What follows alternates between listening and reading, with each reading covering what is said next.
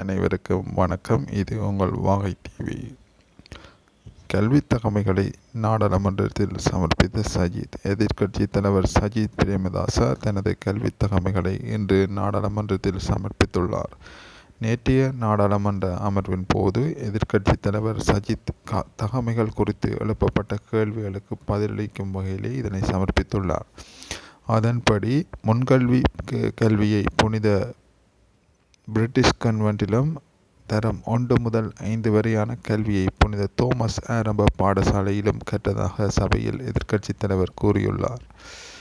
தரம் 6 முதல் 9 வரை ராயல் கல்லூரியில் கற்றதாக தெரிவித்த அவர் இலங்கை சாதாரண தர பரீட்சைகளுக்கு தோற்றவில்லை என்று தெரிவித்துள்ளார். இங்கிலாந்தில் உள்ள மில்ட்ரிக் கல்லூரியில் கல்வி கற்றதுடன் 1983 தொடக்கம் 84 ஆண்டு காலப்பகுதியில் இங்கிலாந்தின் பொதுநிலை தேர்வில் கலந்து கொண்டு தேர்ச்சி பெற்றதாக குறிப்பிட்டுள்ளார்.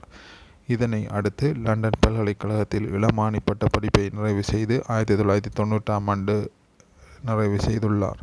பின்னர் அமெரிக்காவில் முதுகலை கற்க ஆரம்பித்த போதும் 1992 ஆண்டு அவரது தந்தை ரணேசிங்க பிரேமதாச அவர்கள் பாடசாலை செய்யப்பட்டதை அடுத்து அந்த கற்கன்றியை விட்டு நாடு திரும்பி அரசியல் ஈடுபட்டுள்ளதாகவும் சஜித் கூறியுள்ளார்.